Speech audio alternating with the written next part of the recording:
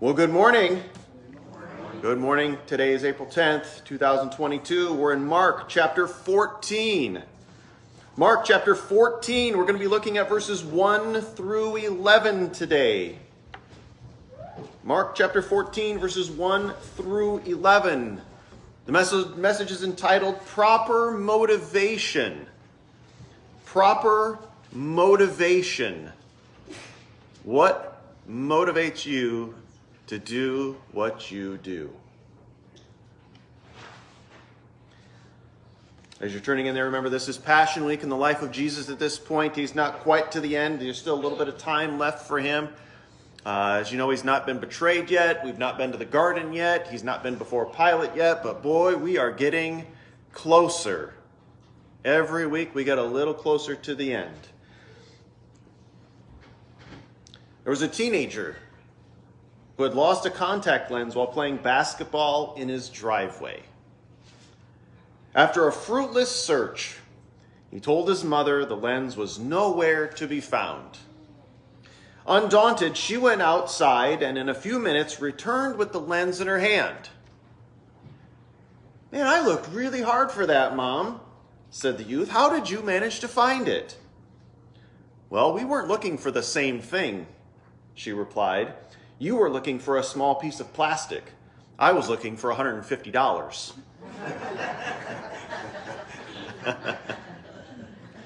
If you have contacts, you know what that story is all about. What is your motivation in life? So many of us are looking for contact lenses when we need to be looking for $150.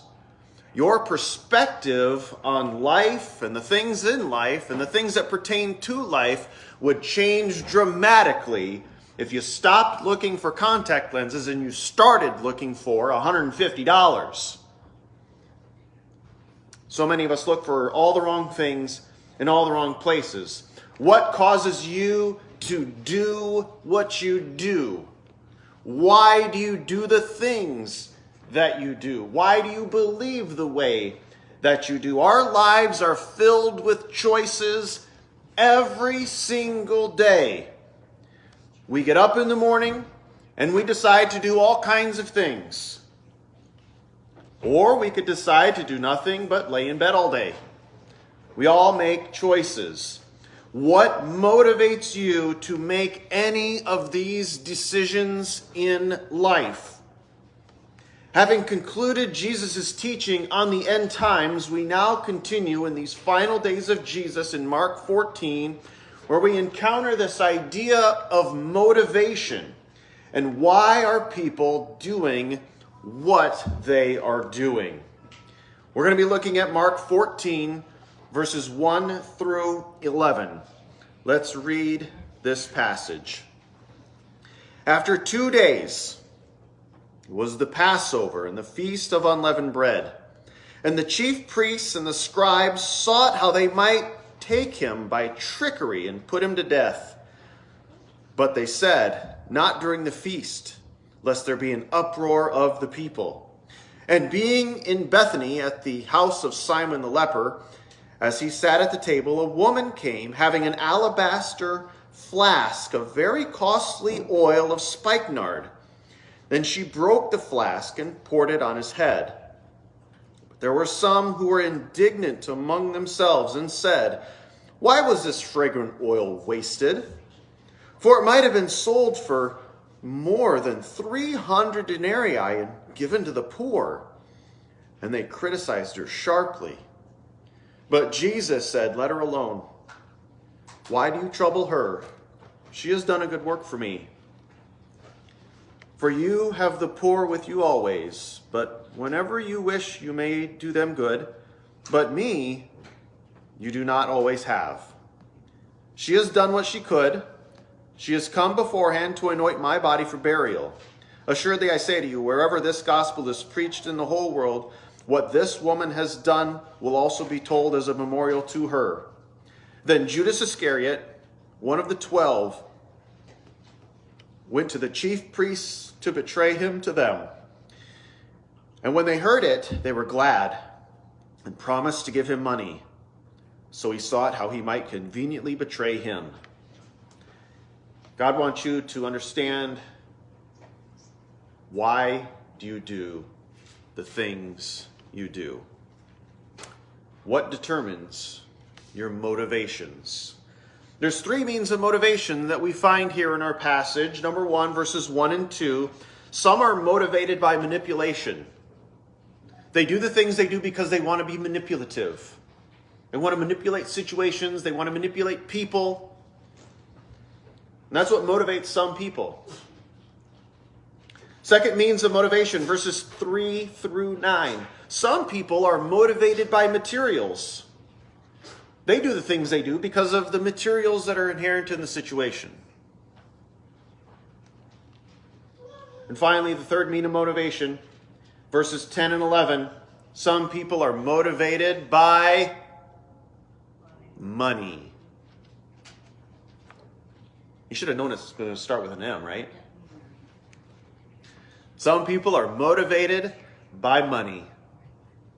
But we could all count on, well, we'd probably need more than both of our hands to count the people that we know that are motivated by money. That's what motivates some people, is money. What determines your motivation? Are you motivated by manipulation? You like to be in charge of things? Are you motivated by materials and what you can get out of some deals? Are you motivated by money? We're going to think about these things, and we're going to see what happens in this story here, verses 1 through 11. First one, some people are motivated by manipulation. So after this end times teaching by Jesus, after 2 days, it was the Passover and the Feast of the Unleavened Bread. This is an annual event that happens. The Jews are expected to come to Jerusalem. This is why Jesus is here at this time. Jesus is going to be sacrificed as our Passover lamb for millennia. The Jews had been sacrificing sheep and goats and other things at this festival, as had been commanded to them early on in the Old Testament. Jesus is now going to come and present himself as a sacrifice for the whole world. People don't really know that at the time. He does, and we do now.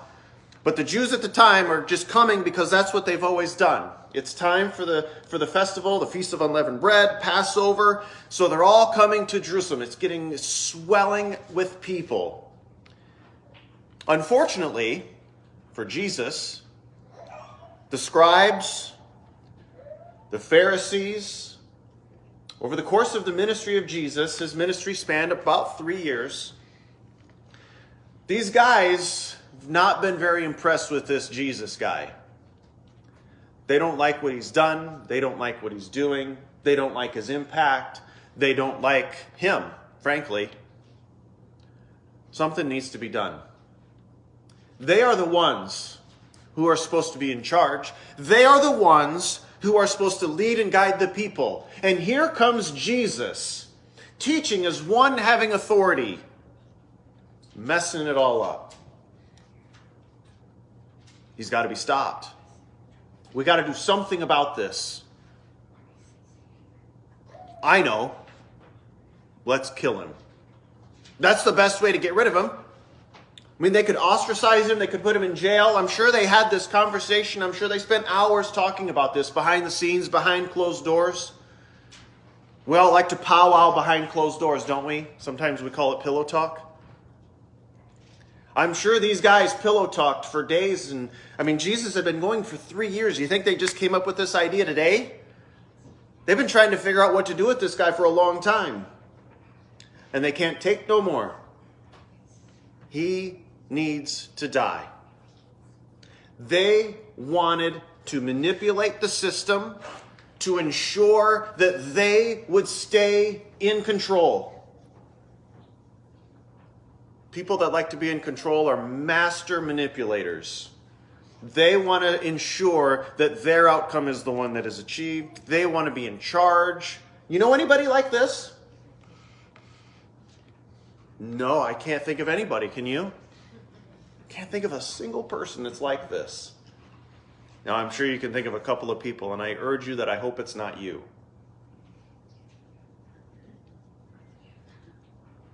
Have you ever been accused of this? Has this ever been something in your life where you're a manipulator? You want to manipulate the system. You want to manipulate the circumstances. You want to get the best outcome. You want to be the one on top. You want to be the one in charge. You don't want any competition, so you're going to manipulate things. This is what these scribes and these Pharisees are doing. The chief priests and the scribes sought how they might take him by trickery.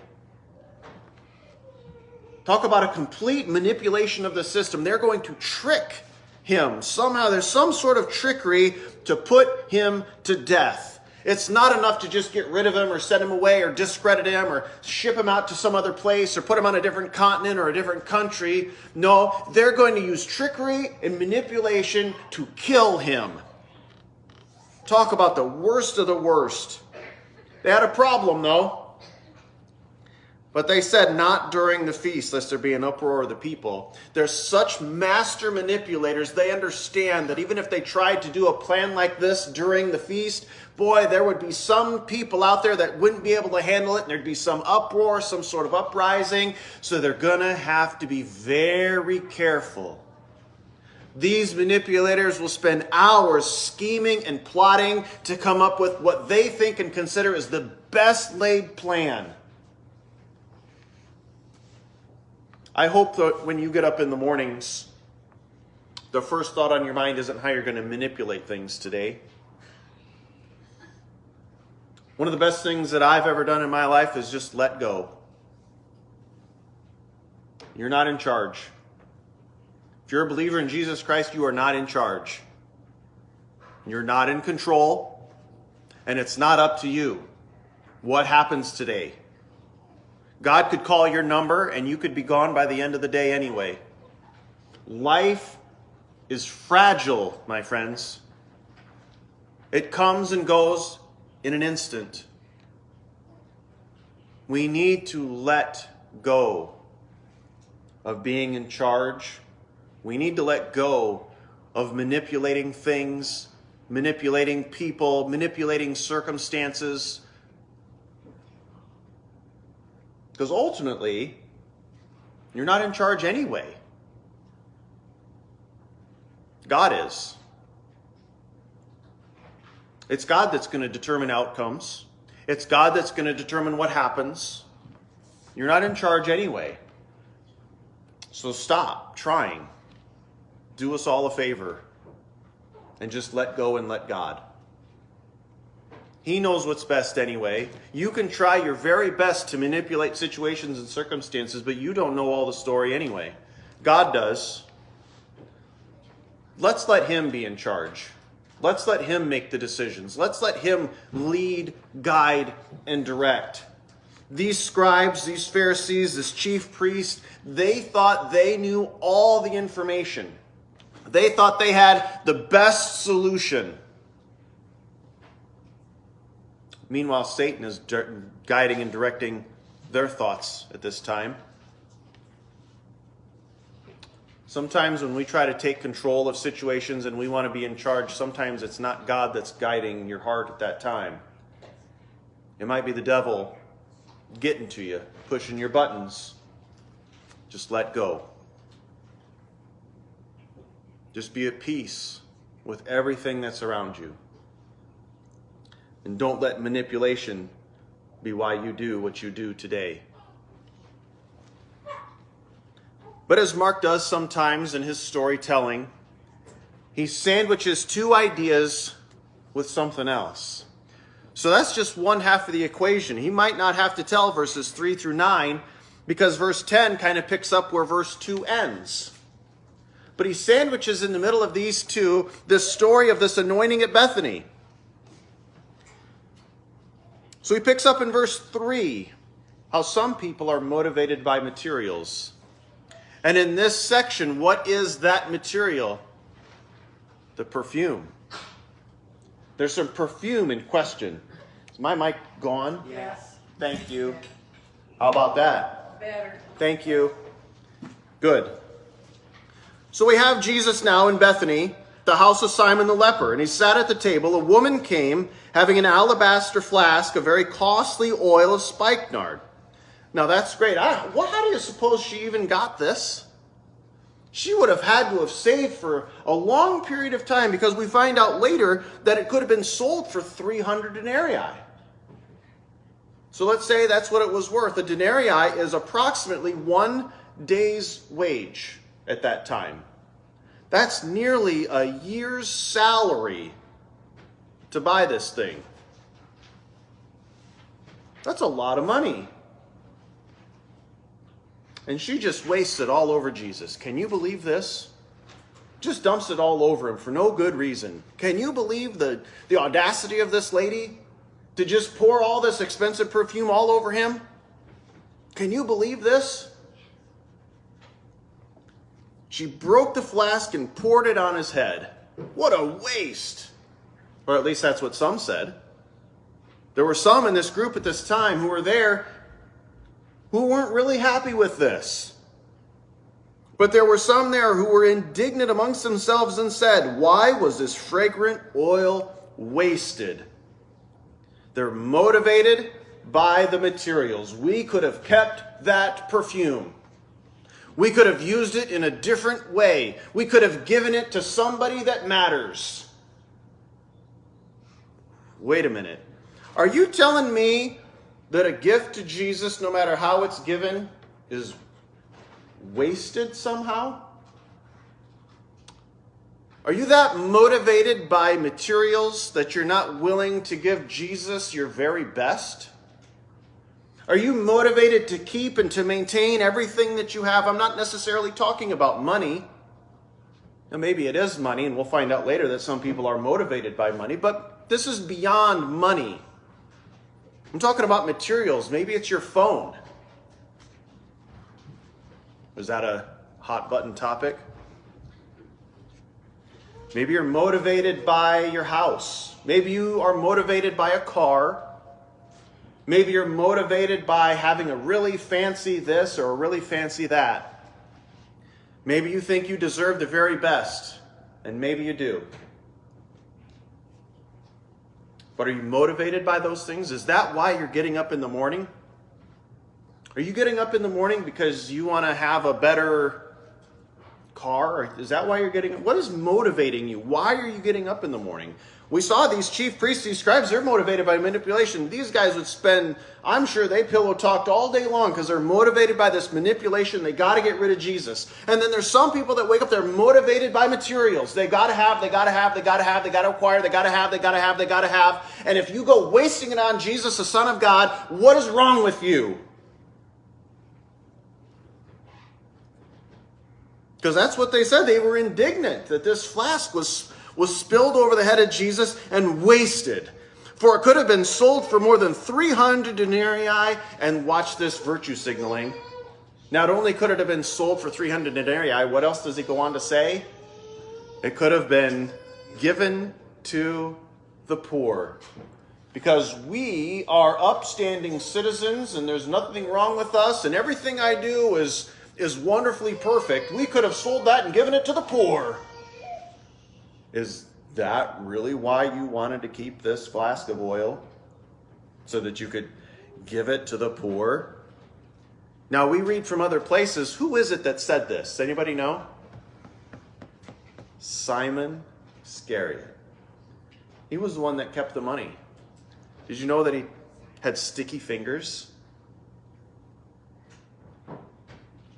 His motivation for materials had nothing to do with the fact that he wanted to give the money to the poor.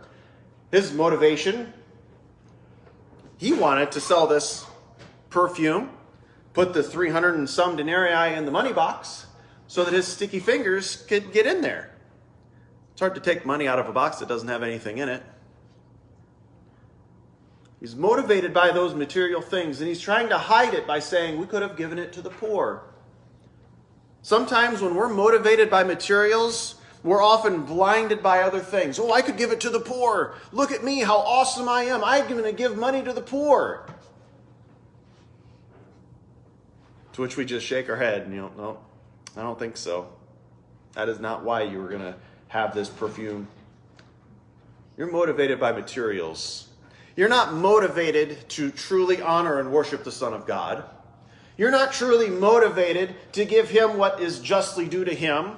You're not interested in what Jesus wants. You're not interested in other people. You're not motivated by any of the right things, Judas. You're motivated by materials. And what do we know about material things? They don't last. They do not last. Where your heart is, there your treasure will be also. And Jesus says that there are a lot of treasures on this earth that are going to rust and fade away. Moths are going to get to them. And we should not be putting our hope, our confidence, our desire, our motivation on those things. What motivates you? I hope and I trust that we are not like Judas Iscariot. That we are genuinely motivated in our lives. We get up in the morning and when our feet hit the floor, the devil says, oh boy, they're up. Is anybody like that in here? Maybe a couple of us. Okay, I'll take that. I'll take a couple of us. Sure, good. I trust that we're not motivated by manipulation and how we can achieve the very best today through trickery and other schemes.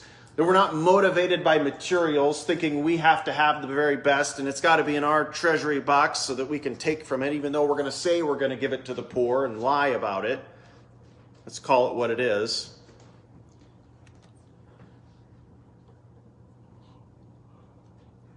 Jesus has a rebuke for Judas Iscariot. Let her alone. Why do you trouble her? She has done a good work for me. Your motivation, Judas, is way off. For you have the poor with you always, and whenever you wish, you may do them good. But me you do not always have. He understands that he's about to go. He does not have a lot of time left. We understand that he is just days away from the crucifixion. He's not going to be with them forever. He's going to die. They've enjoyed 3 years of ministry with him, and maybe they've gotten comfortable at this point. I don't know. But he says, you're going to have the poor with you always. There's always going to be somebody that's going to be poor, somebody that's going to need something, and you can help them whenever you want. But I am about to die. How are you going to honor and value me in this time? How can you honor, treasure, and worship me while I am still here? He's asking Simon.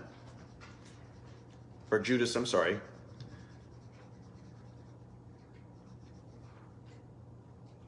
And what are you doing to honor and worship Jesus? I trust that it's more than just coming here on Sunday morning.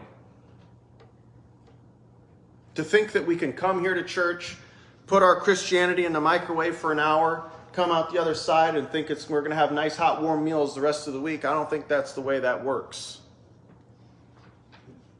How are you honoring and worshiping the Son of God every moment of your life? What motivates you?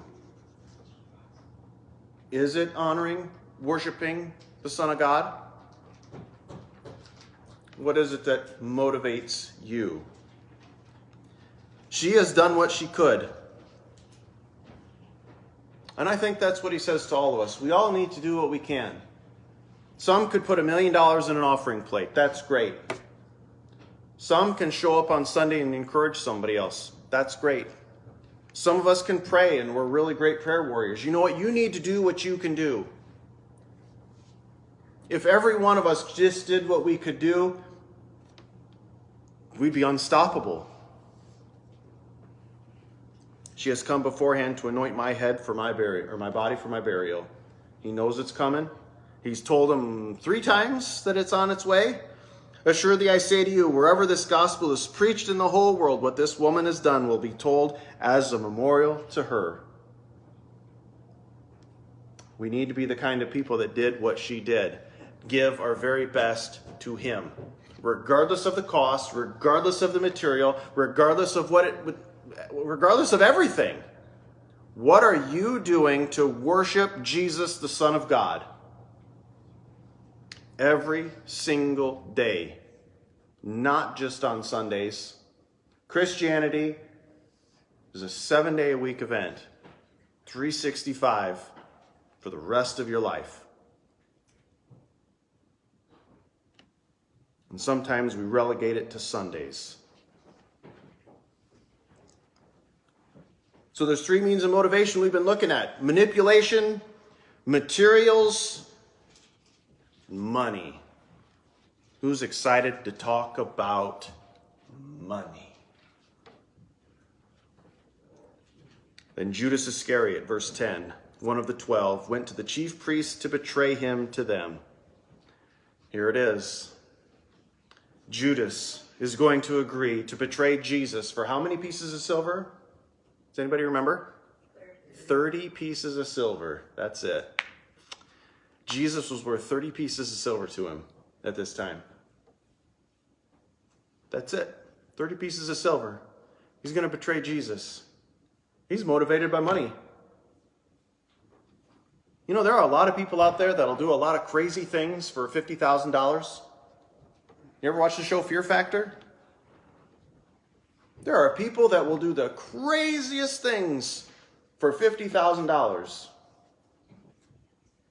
Nasty things. Crazy stunts. We as a people are motivated by money. I didn't hear an amen. Or is that because you're guilty and your conscience is condemning you and you don't want to say anything? You don't want me to be looking at you?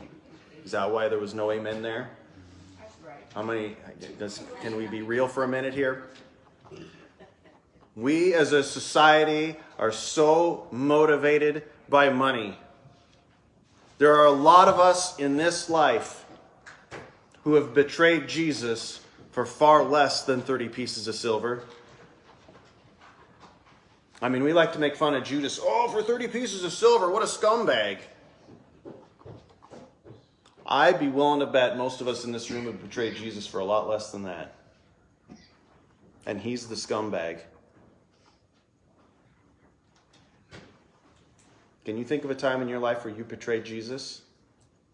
You did something you knew you shouldn't have done. And by golly, you did it anyway. Good night. And you didn't even get any money out of it. You didn't get a dime out of the deal. And you betrayed him anyway. At least Judas got 30 pieces of silver out of the deal. Come on, guys. Let's be real. Every one of us has gone astray. Every one of us has done things we know we shouldn't have done. Said things we shouldn't have said. Been places we shouldn't have been. Seen things we shouldn't have seen. Heard things we shouldn't have heard. All the while knowing that we were betraying Jesus. And you didn't even get $1 out of the deal. Judas is the scumbag for getting 30 pieces of silver, though. Is this thing on?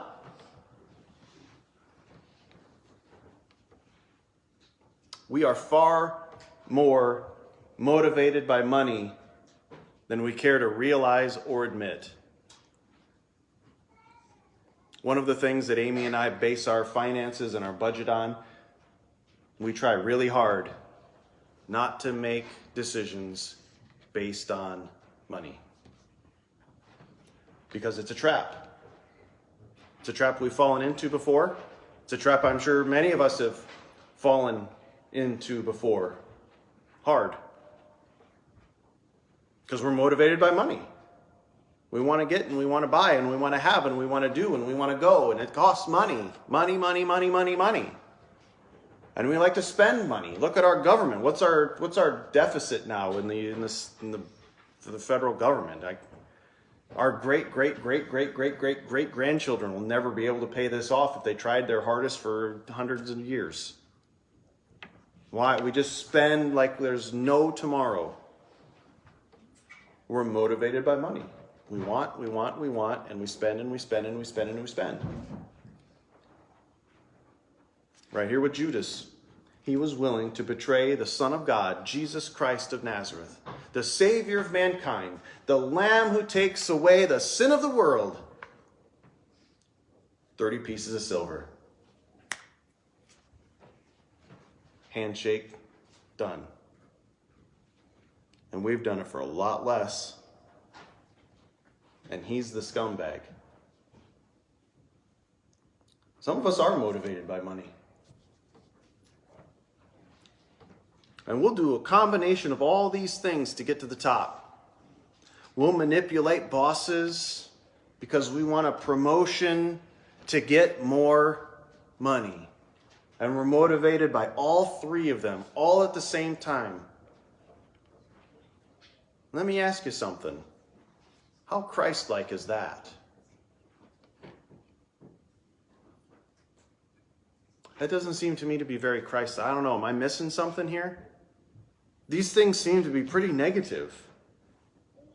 I don't think that's what Jesus would want us to do. I suspect he'd want us to just let go. We don't have to go to our boss and badmouth a coworker to get a promotion, to get our way, to get more money, to get a raise or anything. We don't. Why do we do? But we do. You ever know somebody that talked about you like that? They went to the boss and said, "Julie's just a terrible worker. I'm the one that needs the promotion." Has that ever happened? I bet that's happened to all of us at some point. Just let go. And just let God do whatever it is God's going to do. And just accept the results and be happy with that. There were two brothers who were getting ready to boil some eggs to color for Easter. I thought this would be a good story as Easter's coming.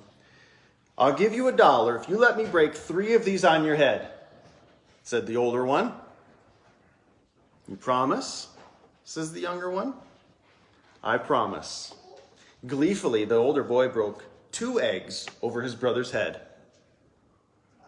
Standing stiff for fear of the gooey mess that would get all over him, the little boy asked, "When's the 3rd egg coming?" "It's not," replied the brother. "That would cost me $1. Remember, he said he'd break 3 eggs for $1. What about 2? Manipulation, materials, and money motivate us in ways we cannot even describe. Be careful for them. Let's pray.